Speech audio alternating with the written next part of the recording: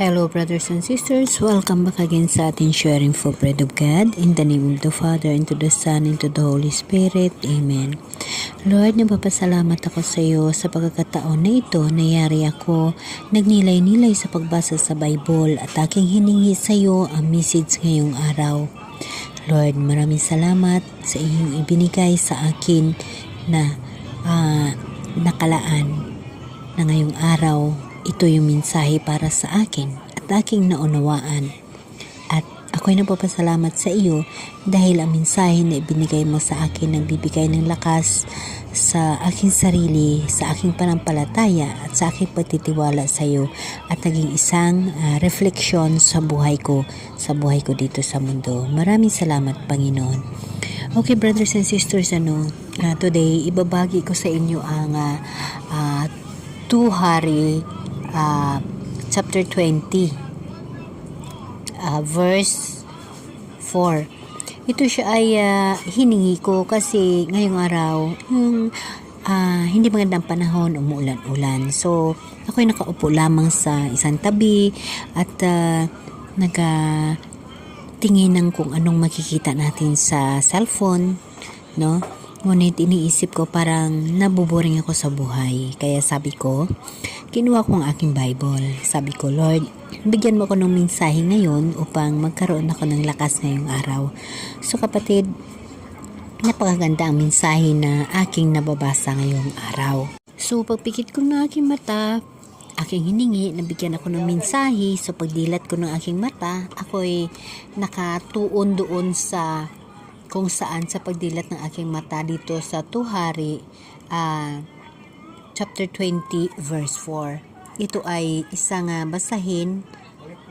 babasahin ko, kapatid. Umalis na si Elias, ngunit hindi pa gaanong nakalayo ay sinabi sa kanya ni Yahweh, magbalik ka, sabihin mo kay Ezekias na narinig ko ang kanyang dalangin at nakita ko ang kanyang pagluha.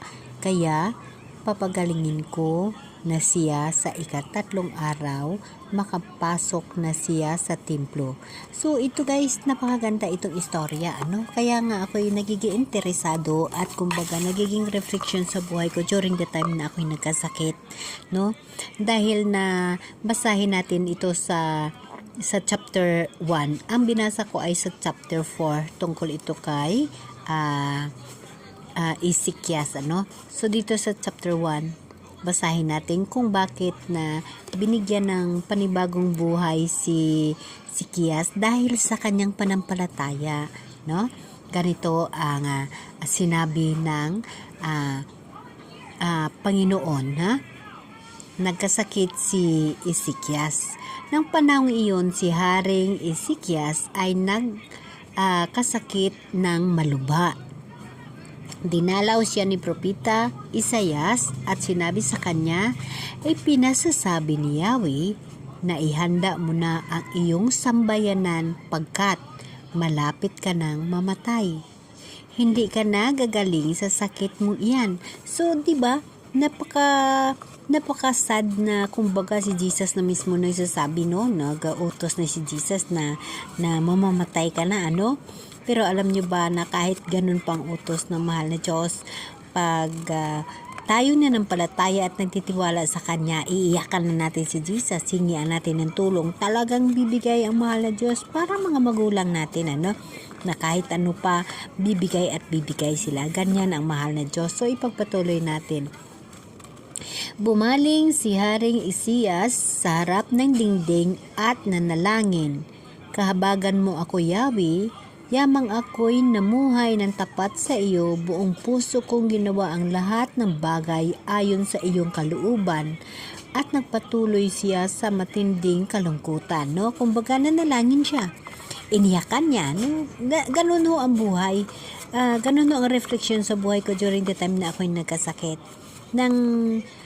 Akala ko handa na ako. Hinihingi ko na nga kay Jesus na sige, handa na ho ako, Lord. Na sana sa pagising ko, ikaw yung kasama ko.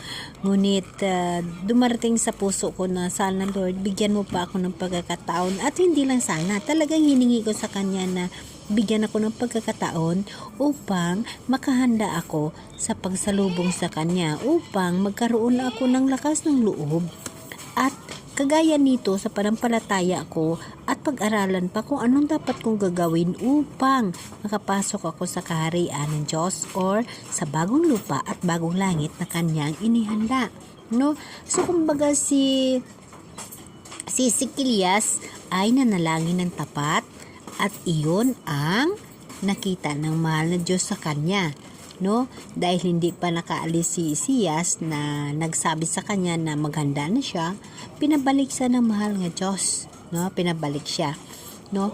At sinabihan siya ng mahal na Diyos na pagalingin ko na siya sa ika-3 araw, makapasok na siya sa templo. So maganda, no? Mabubuhay pa siya ng 15 taon, hindi lamang iyan, ililigtas ko pa siya at ang lungsod na ito sa kamay ng hari ng Asera. Ipagtatanggol ko ito para sa aking kapakanan at alang-alang sa lingkod kong si David. No, napakaganda, no? Pagbalik ni Isias kay Ezekias, sinabi niyang gagaling ito. No? Sinabi na sa kanya ni Elias na gagaling siya at inuutos niya sa mga katulong sa palasyo, magdikdik kayo ng igos at itapal ninyo sa bukol ng hari. Tinanong ni Ezekias kay Elias, ano ang palatandaang ibigay ni Yahweh na ako'y gagaling at makapasok na sa templo pagkaraan ng 3 araw. So ibig sabihin, kapatid, kahit pa sinabi na nga ni Lord na maganda ka na kasi kukunin na kita, pero siya ay talagang nanalangin at nanampalataya at hiningi sa kanya na wag siyang kukunin or bibigyan pa siya ng pagkakataon. So ganun ang nangyari sa kanya. Nagkaroon ng pagkakataon na ang kanyang mga hinihingi ay ibinigay ni Diyos. So parang reflection sa buhay ko nang ako'y nagkasakit, ako rin hiningi ko sa mahal ni Diyos na bigyan pa ako ng pagkakataon upang magkaroon ako ng paghanda, no? Sa sarili ko, para sa kaluluwa ko, upang magkaroon ako ng paglinay-linay sa Bible at maunawaan ko ang lahat na bagay at maihanda ko ang aking sarili sa pagsalubong sa mahal na Diyos, or ihanda ko ang aking sarili upang magkaroon ng buhay na walang hanggan. Kasi mga kapatid, kung nung panahon na ako'y nagkasakit at ako ay kinuha na ng mahal na Diyos, yes, alam ko ang sarili ko na natitiwala ako sa mahal na Diyos at nanalangin ako at tapat ako sa Kanya kahit pa na ang mga kasalanan ng isang tao ay hindi maiiwasan. Ngunit lagi nating tatandaan ng mga kasalanan ng mga tao ay hindi tinitingnan ng mahal na Diyos. Ang tinitingnan ng mahal na Diyos kung kailan ka manumbalik sa Kanya at kailan mo siya matatanggap.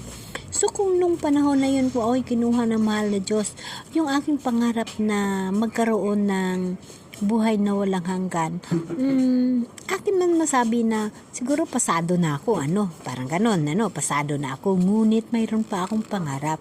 Ang aking pangarap ay magkaroon ng pagkakataon na maunawaan ang lahat na nakaayon sa Bible, na nakasulat sa Bible. At dito ko na-realize na napakaganda pala pag lubos mong maunawaan ang mga nakasaad sa Bible. Lahat pala nga nakasaad dito, napakaganda. At talagang nalalaman ko kung ano ang magiging future natin, ang tinatawag na bagong lupa at bagong langit. Ano bang mayroon, no? Kung namatay ako noon, hindi ko alam na ang bagong lupa at ang bagong langit buong maghapon palang bukas, diba? At wala nang gabi pang darating kasi mahal na Diyos na yung makasama natin. Amen? Amen.